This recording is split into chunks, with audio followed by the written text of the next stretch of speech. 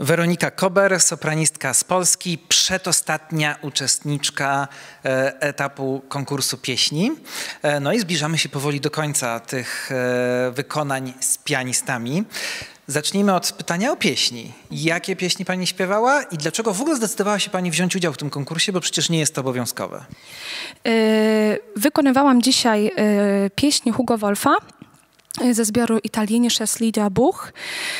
Dlaczego Hugo Wolf? Dlatego, że jest on mi bliski od wielu lat. Pracuję nad repertuarem właśnie, nad jego pieśniami od początku studiów. Pisałam o nim pracę licencjacką, pracę magisterską. Bardzo głęboko gdzieś tam zagłębiałam się w jego twórczość, w jego życie, w ogóle w postać Hugo Wolfa, która jest bardzo barwną postacią. No i dlatego, że uwielbiam jego styl, uwielbiam lirykę wokalną, uwielbiam to, że to słowo jest na pierwszym miejscu i jakby forma pieśni jest mi bardzo bliska, bo właśnie można w niej przekazać pojedyncze emocje w danej części. To jest niesamowite. No i to oczywiście w przypadku tego kompozytora wiąże się z językiem niemieckim. Tak. No, skoro tak bardzo głęboko studiowała pani jego twórczość, no to domyślam się, że ten język też jest pani bliski i nie sprawia być może trudności w śpiewaniu. Czy jest mi bliski? Nie powiedziałabym tak do końca, ale na pewno jakby pracując nad pieśniami bardzo intensywnie skupiam się też na języku właśnie, na słowie, na wymowie, od tłumaczenia po wymowę, po interpretację. Taka jest powiedzmy droga. Taka rzecz, która też jest bardzo intrygująca, to jest, zaraz przejdziemy do tego też, co pani śpiewa w drugim etapie, ale ciekawi mnie, jak pani równoważy kwestie techniczne, warsztatowe z kwestiami emocjonalnymi. To jest bardzo trudna dziedzina, że tak powiem. Bardzo trudne zadanie, ponieważ jakby głowa śpiewaka w moim odczuciu to jest połowa techniki i połowa interpretacji.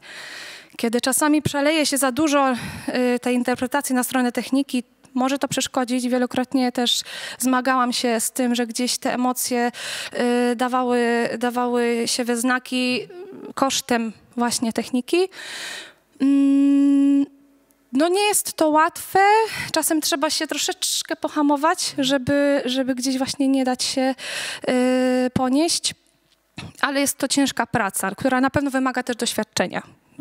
Doświadczenia takiego scenicznego, żeby gdzieś się z tym mierzyć. W drugim etapie jedną z rzeczy obowiązkowych jest utwór współczesny kompozytora urodzonego w drugiej połowie XX wieku.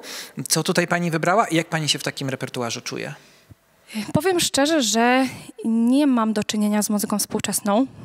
Nie będę ukrywać, że był to dla mnie dość trudny wybór, ale za sprawą też pianisty, z którym mam przyjemność tutaj grać, Aleksandrem Teligą, wspaniały pianista. On mi gdzieś tam zasugerował, że może ten właśnie Paweł Łukaszewski, nie miałam jakby świadomości wcześniej, że taki kompozytor tworzy.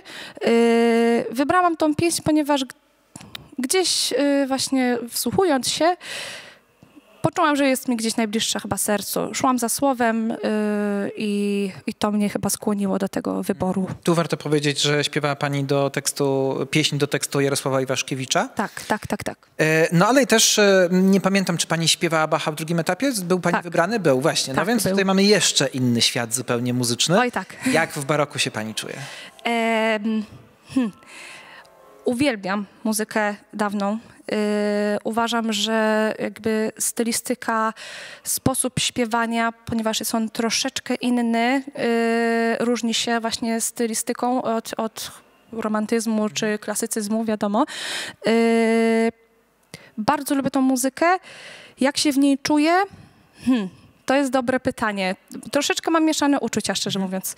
Czasami jakby wejdę gdzieś już w utwór, to jakby czuję tą muzykę, ale na pewno wymaga to ode mnie chyba najwięcej pracy przy wyborze i później właśnie przy przepracowaniu nad utworem to jest chyba najcięższa dla mnie praca, muzyka dawna.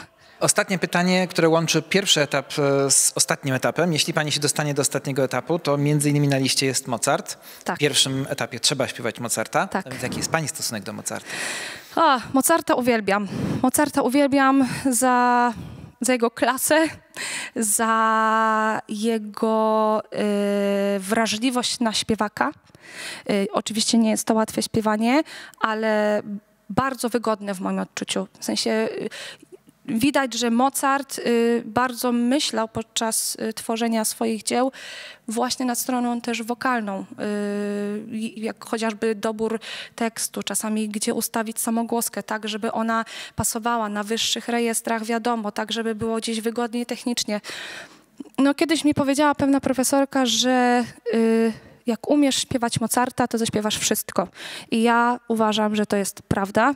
Absolutnie nie uważam, że ja umiem śpiewać Mozarta, daleko mi jeszcze do tego, ale tak, Mozart to jest po prostu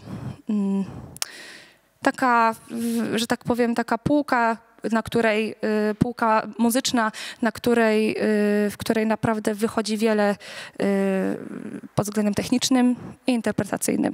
No w takim razie życzymy, żeby Mozart przyniósł pani szczęście. Dziękuję. I życzymy kolejnego etapu. Dziękuję. Dziękuję bardzo. Do widzenia.